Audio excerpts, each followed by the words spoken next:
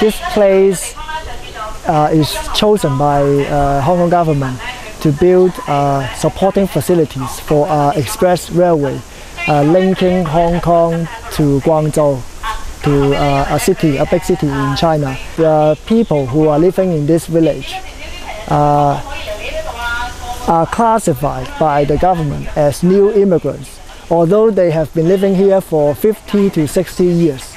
The eldest one is 96, okay, and they also have 4 generations already. So I understand them. For me, I have 3 generations in the village. So we all understand that we want to live here, okay, generation by generation. It is our great desire. Even though our village is not a very, very beautiful and very, very prosperous city, but it's very harmony, very comfortable and very natural.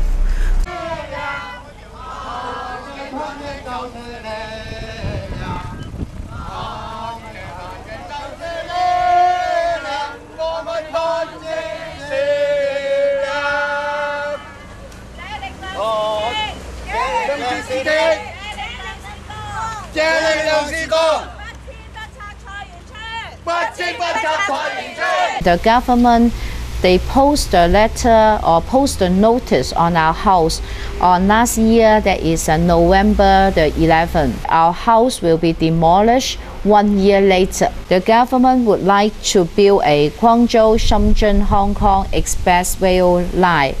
So they plan to demolish our village. Hong Kong was said to be losing her initial cutting edge. So in this situation, our political leader or our economic leader all told us that our only way out is to try to integrate as quickly as possible with the mainland China, so we can enlarge our market. And it is in this context that we witness a lot of very, very big and very, very costly infrastructure project. One which is the issue at the moment is the Choi Yuen village and the Guangzhou, Shenzhen and Hong Kong railway. In media, where you're also an editor, is questioning if it really makes sense to build this railway at all. What would you say to that? It doesn't make very much sense if we consider, for example, the expenditure on it, because we see this kind of cross-border infrastructure as a kind of political gesture from the Hong Kong government in order to tell the Hong Kong people that, okay, we are connected with the mainland. And to be connected with the mainland means that economic advantages will come afterwards. What we know is we are going to spend 63 billion Hong Kong dollars, that is around 10 billion US dollars in building this particular part of the railway. And this money can be better allocated to other use for the lower class people. They will never benefit by building of this railway because the fare will be extremely high for them. So from the point of view of the common Hong Kong people, I don't think there is much sense to build this railway actually.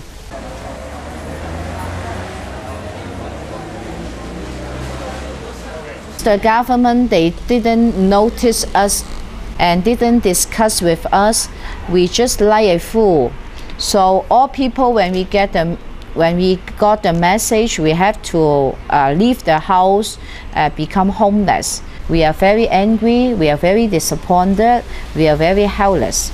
After a few months struggle, we gather together and fight for our rights. There's more and more people, they know what we want and why we want to stay in the second village. We just concerned to protect our home and all the old people here. They have been living here for 50 years. They are still chosen to be sacrificed with very little compensation, or not to say to be given a place to rebuild their life. They are not given a chance to rebuild their life. They are just, the government tell them they have to go to high-rise public housing. So they will lose everything, these trees, the farmland they have, and the comfortable houses they are now living in.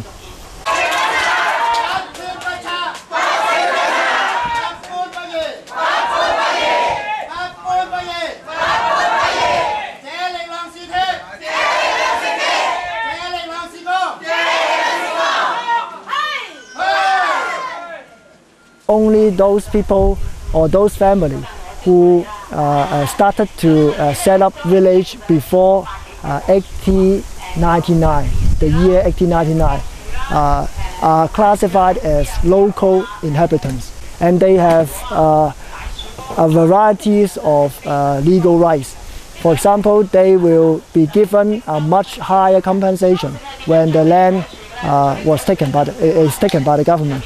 How many old people here? How many people living here? How long we live here? How many households in here? All he doesn't know. The government, I mean, he just guess. All information about the village is wrong, incorrect. Every Sunday we organize some tour for people or for the students or for the local people in Hong Kong. They know what happens in here.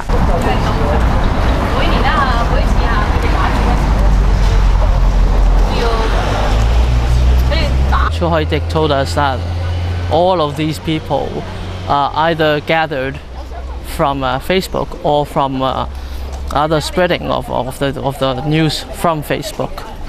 So it's very amazing, and considering how much people are concerned with what's happening with the Choi Yuen and the new railway.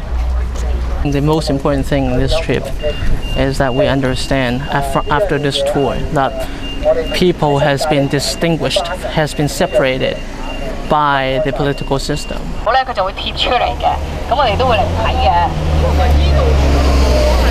So we're going to pass a water pipeline, and this pipeline sends the water from China all the way to Hong Kong.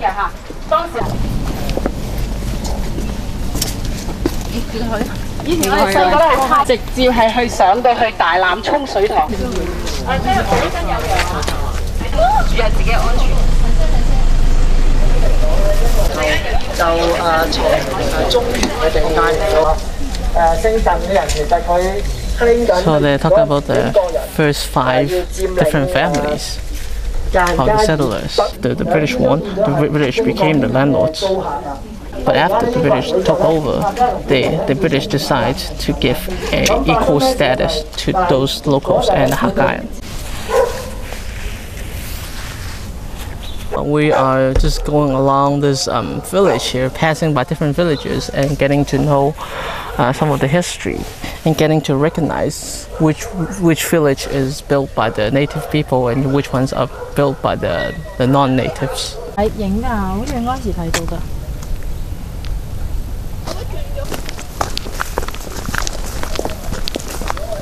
There's not many farmlands in Hong Kong, even though there's so much spare land.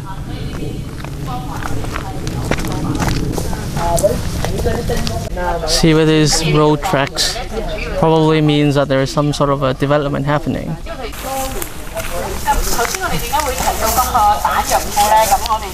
And the government did not even pay a little attention to the alternative proposal by the villagers. So the villagers proposed that it is built here? Yeah, right. To build on at the site of the weapons warehouse.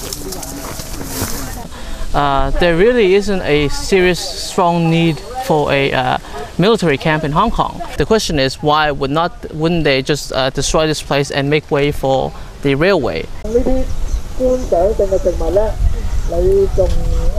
From here on, everything will be destroyed in order to make way for the railway, for the train compound, and for the emergency station.